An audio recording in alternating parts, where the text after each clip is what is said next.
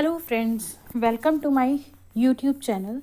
So today we will discuss about mark distribution of class plus 2 accounts paper. So accounts syllabus is divided in a 5 units.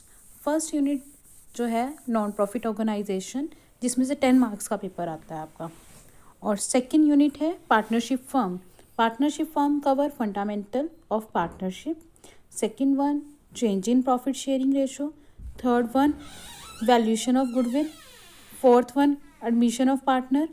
Fifth one retirement and death of partner. And sixth one is a dissolution of partnership. Partnership firm cover 35 marks. Now, third unit company's account. It covers 3 topics. So, first one is a issue of shares as well as forfeiture of shares. Second one issue of debenture and third one redemption of debentures. So, company's account cover 15 marks. Now, fourth analysis of a financial statement. It covers 12 marks and it also cover balance sheet of a company, comparative and common size statement, financial statement analysis and ratios.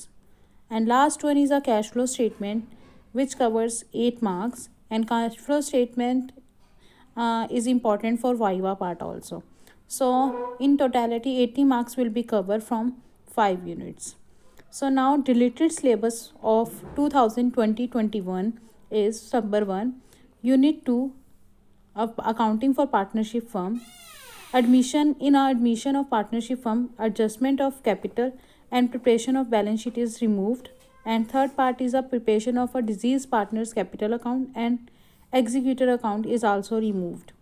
In company's account, redemption of debenture method, lump sum and draft lots is also removed. So in totality this is the final syllabus of our accounts paper. तो इसमें से अगर आप देखो तो cash flow statement और non profit organisation इन दोनों को मिला के आपके 18 मार्क्स कवर हो रहे हैं, क्योंकि कैश फ्लो स्टेटमेंट भी एक सिंगल चैप्टर है और नॉन प्रॉफिट ऑर्गेनाइजेशन भी सिंगल चैप्टर है. तो अगर आप ये दो टॉपिक कब उठाते हो प्रिपरेशन के लिए तो आपका 18 मार्क्स तो इसी में से कवर हो रहा है.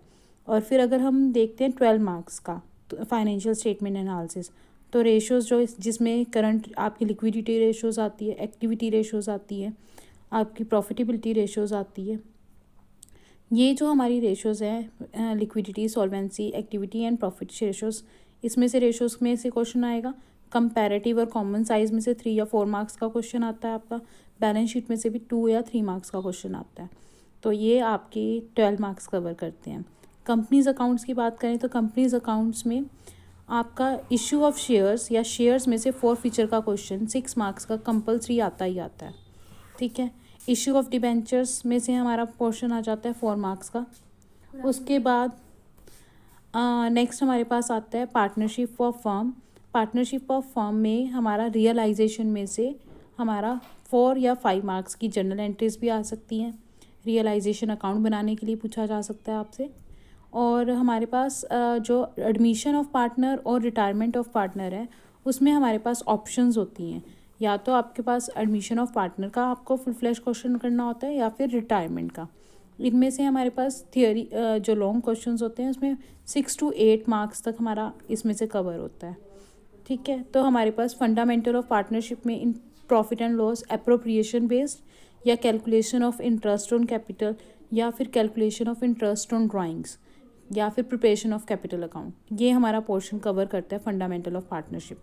Change in profit sharing ratio और वैल्यूएशन ऑफ गुडविल में से 2 या 3 मार्क्स का आपका कवर होता है. So this is the final detail of your final exam of 2020-21. So thank you.